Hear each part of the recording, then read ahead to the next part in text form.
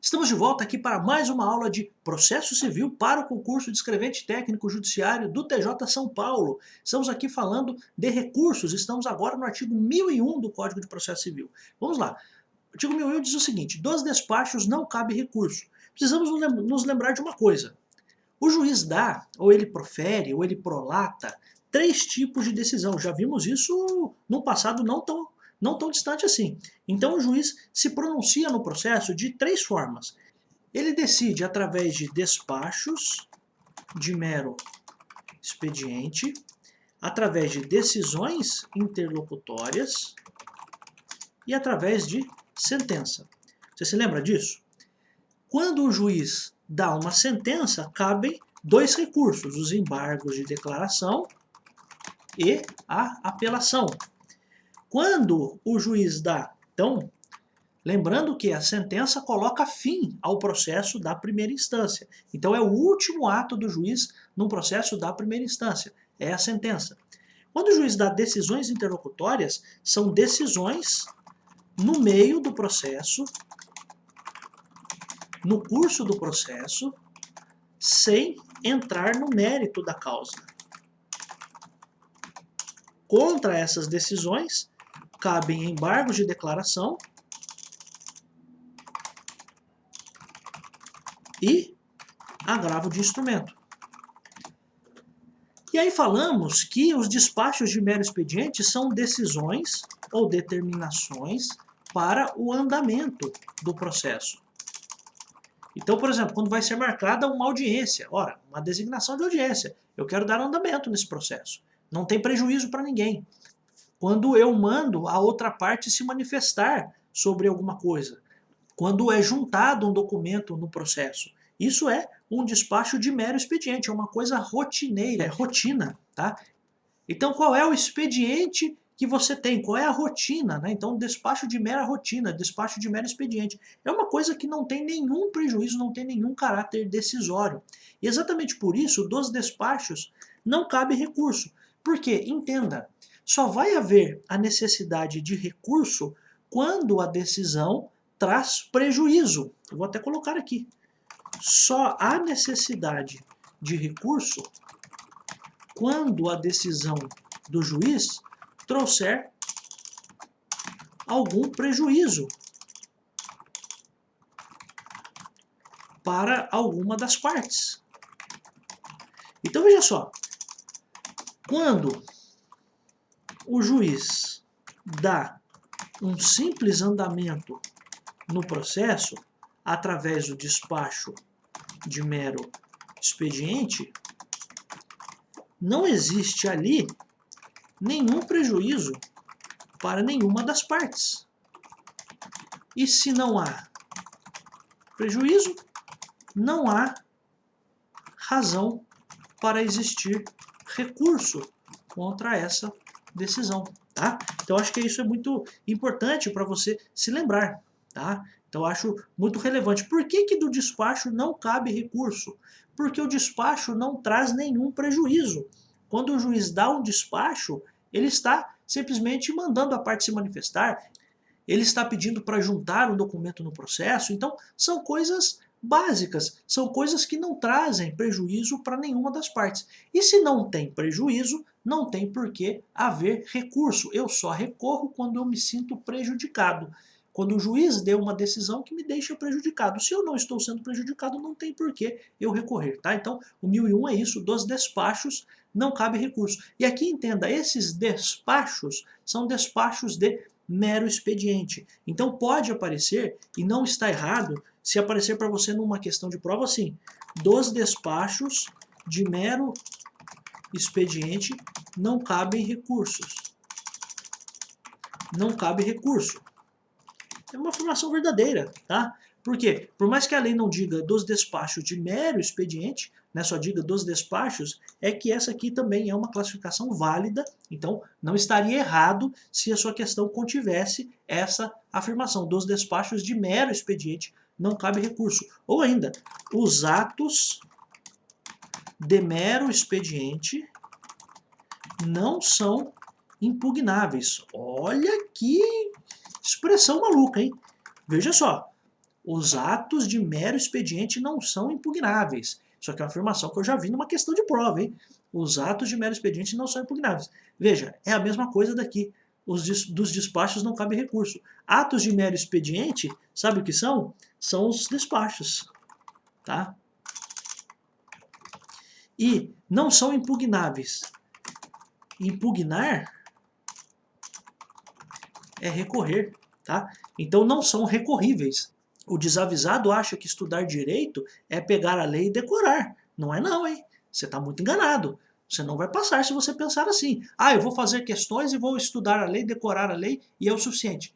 Não vai dar certo. Você precisa entender de um modo sistêmico, você precisa entender tudo, tá? Você não precisa ser um bacharel em direito, mas você precisa ter visão do que você está fazendo, tá? Porque, eu estudei recursos e nunca vi isso escrito na lei. Então, mas isso pode estar numa pergunta e não é uma afirmação falsa, tá? Então, por isso que a função de um professor é traduzir para você a lei e trazer, por vezes, algumas expressões que não estão na lei, mas que podem orientar você na resolução de uma questão. Veja só, você até pensa, pô, eu sei que o despacho não é atacável por recurso, não, dos despachos não cabe recurso. Agora, eu vejo numa prova a afirmação, os atos de mero expediente não são impugnáveis, puta, eu não sei fazer, não sei o que vou resolver nessa questão, não sei o que eu vou fazer nessa prova. Então, veja, uma questão simples, com um artigo simples, mas que pode se complicar. Então, por isso que eu estou trazendo aqui, porque eu já vi uma afirmação, uma das alternativas, A, B, C, D, com essa expressão. Os atos de mero expediente não são impugnáveis. É uma afirmação verdadeira. O que são os atos de mero expediente? São os despachos. O que é impugnar? É recorrer. Então, se eles não são impugnáveis, é porque contra eles não cabe recurso. Tá? Então, apenas a título de observação para você entender que, por vezes, é importante ter um professor. Hein? Tá? Então, vamos lá. Prosseguindo. 1002. A decisão pode ser impugnada no todo ou em parte. Ó, de novo, acabamos de falar aqui, ó, impugnáveis. E aqui tem a palavra impugnada. Então, vamos lá. Impugnar é recorrer, tá? Então, essa é uma coisa importante. Impugnar é recorrer. Quando eu digo que a decisão pode ser impugnada no todo ou em parte, significa o seguinte. Eu posso recorrer contra toda a decisão ou eu posso recorrer contra uma parte da decisão. Quando que a gente consegue entender isso melhor? Pensa num divórcio. Pensa num divórcio. Então, num divórcio, tem lá, vamos supor, o bem A. Então, vamos colocar aqui o bem número 1 e o bem número 2.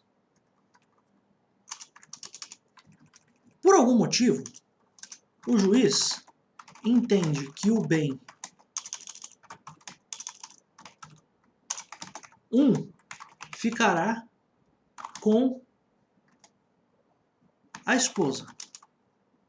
E o juiz entende que o bem 2 deve ser dividido entre o casal.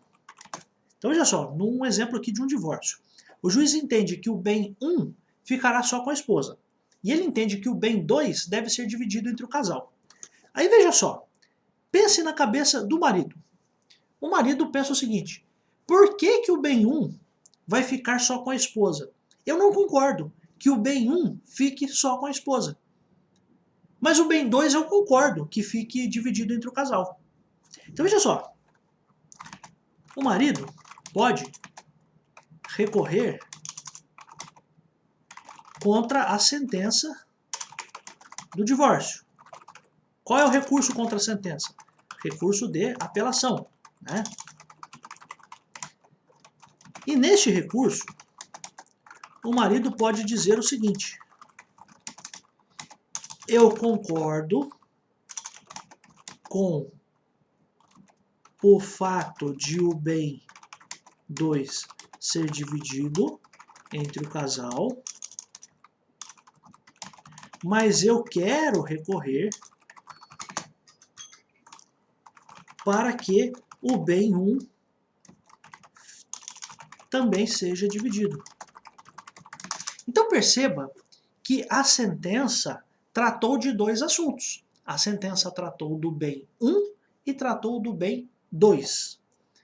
Só que o marido não está querendo recorrer sobre o que aconteceu com o bem 2. Por quê? Quanto ao bem 2 ele está satisfeito. Ele só está insatisfeito com relação ao bem número 1. Então ele vai recorrer contra uma parte da sentença.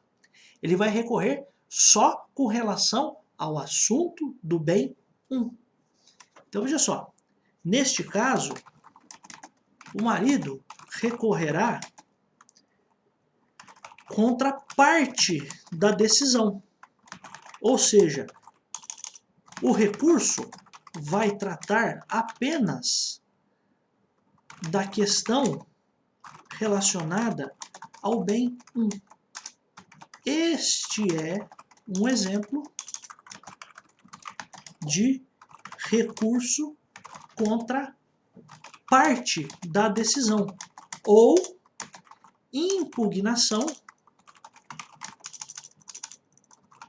de parte da decisão. Você consegue compreender agora? Então agora vamos voltar para o artigo. Olha o que o artigo diz. A decisão pode ser impugnada no todo, então eu posso recorrer contra toda a decisão, porque eu discordo de tudo, ou eu posso recorrer de parte da decisão. Então eu entendo que um dos bens está tudo bem dividido. Com relação ao outro bem é que eu estou querendo recorrer. Eu não concordo com essa parte. Existe a possibilidade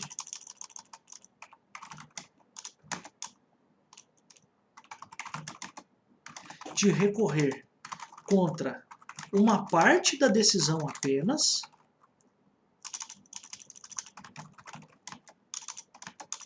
e também existe a possibilidade de recorrer contra toda a decisão, tá? Então isso é muito importante. Eu quero que você entenda isso. Imagina o seguinte, no mesmo caso